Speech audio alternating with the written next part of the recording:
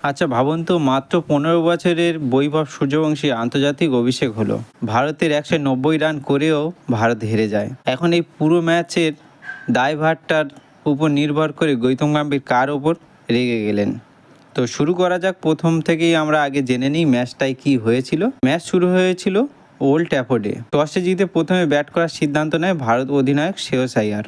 সবার নজর ছিল একটা ছেলের দিকে, বৈভব সূর্যবংশী।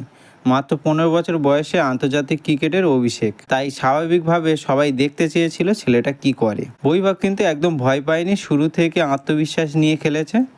জোফরা আর্চারের মতন বিশ্বমানের পেসারকে 6 মেরে বুঝে দিয়েছে ওর আত্মবিশ্বাসের কোনো অভাব নেই। আর জশ টাংকে বড় শটও খেলেছেন, কিন্তু ইনিংস খুব একটা বড় করতে পারেনি। 10 বলে 14 রান করে স্ট্যাম্প আউট হয়ে যান। কিন্তু যতটুকু খেলেছে তাতে বোঝা যায় যে ভবিষ্যতে ছেলেটাকে নিয়ে আরও আশা করা যায় যে অনেক দূর আগাবে। তারপর অভিষেক শর্মা দারুণ ব্যাটিং করে, মাত্র 24 বলে 43 রান করে ভারতের রান অনেকটা এগিয়ে দেন। এরপর ঈশান কিষান, শ্রেয়স আইয়ার ইনিংসটাকে সামলায়। ঈশান কিষান 49 রান করে আর শ্রেয়স আইয়ার 37। শেষের দিকে তিলক বর্মা খুব দ্রুত রান তোলে, 24 রান করে, যার ফলে ভারতের 20 ওভারে 190 রান তোলে।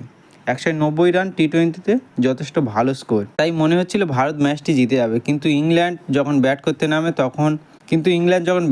নামে তখন প্রথম ওভারে আর্শদীপ সিং, পি সল্ট এবং জস বাটলার দুজন আউট হয়ে চলে যান।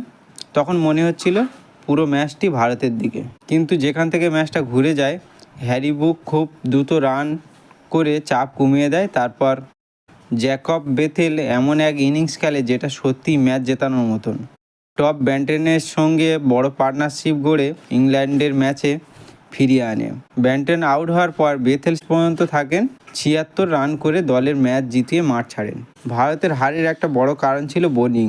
আর এবার বলবো যে গৌতম গম্ভীর এই বোলিংয়ের ওপর ভীষণভাবে রেগে গিয়েছিলেন। বিশেষ করে রবি বিষ্ণুই নিজের দিনটা একবারে ভালোভাবে কাটাতে পারেনি। একাধিক নো বল করেন, অনেক রান দিয়ে ফেলেন। টি-20-র মতন ফরম্যাটে এই ভুল করলে ম্যাচ জেতা খুব কঠিন হয়ে যায়। শেষ পর্যন্ত ইংল্যান্ড 1 ওভারে 4 উইকেটে ম্যাচ জিতে নেন। তবে একটা ম্যাচ হারলে সব শেষ হয়ে যায় না। আমার কাছে ভালো লেগেছে বৈভব সূর্যবংশীর আত্মবিশ্বাস। প্রথম ম্যাচে বড় রান না পেলেও যেভাবে খেলেছে তাতে মনে হচ্ছিল সামনের ইনিংসে আরও ভালো কিছু করবে। আশা করি পরের ম্যাচগুলিতে একটা তার ঝলক দেখা যেতে পারে। তো বন্ধুরা, আপনাদের কি মনে হচ্ছে, বৈভব সূর্যবংশী কি পরের ম্যাচে একটা ভালো স্কোর করতে পারবে?